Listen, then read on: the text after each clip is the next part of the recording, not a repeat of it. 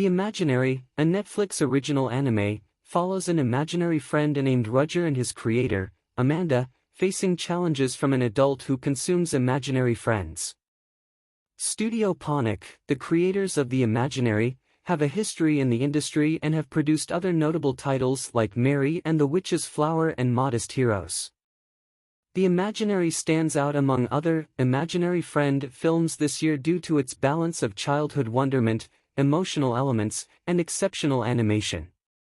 Children's playful imagination has been celebrated in media, films, books, music, etc., and it has led to some classic stories about kids indulging in harmless activities like playing with imaginary friends. This has been used for comedic effect, as a way to explore coming of age, and, in some cases, to terrify audiences. This year, though, has given fans of fantasy films a very special treat in the Netflix original animation, The Imaginary. We will examine how this heartfelt gem has beaten out all the other imaginary friend movies this year and why you should watch it yourself. Perfect for a family watch party or a solo watch for those young at heart, The Imaginary is the best of this year's imaginary friends movies. Netflix's The Imaginary plot and cast. The Imaginary is a Netflix original anime that follows an imaginary friend named Roger, the creation of a young girl named Amanda. Together, the two spend their evenings in a world of their own making, and during the days, Roger follows Amanda to school. When they are out in the real world, they attract the attention of an adult who thrives on consuming others' imaginary friends, Mr. Bunting, and in an attempt to separate the two, he causes an accident that leaves Roger on his own.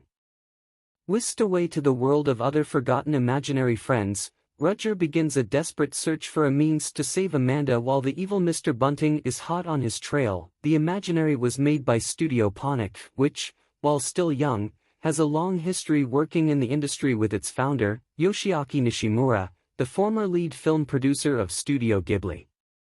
Since its inception in 2015, the company has also produced a few notable titles, including Mary and the Witch's Flower and Modest Heroes.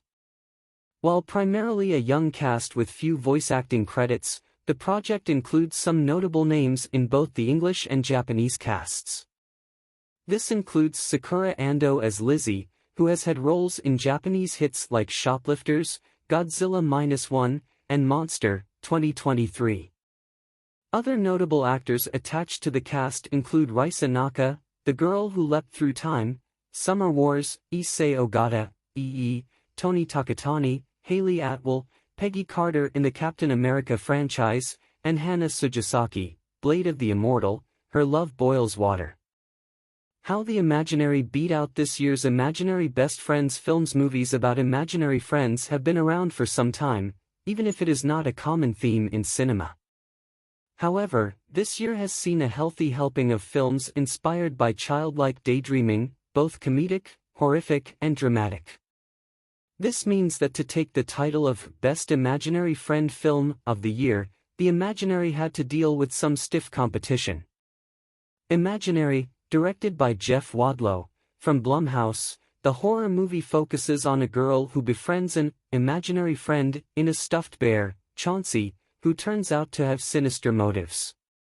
Ricky Stanicky, directed by Peter Farrelly, here, the imaginary friend is a scapegoat for a group of partygoers' bad behavior, created as an excuse to explain away their antics to their girlfriends.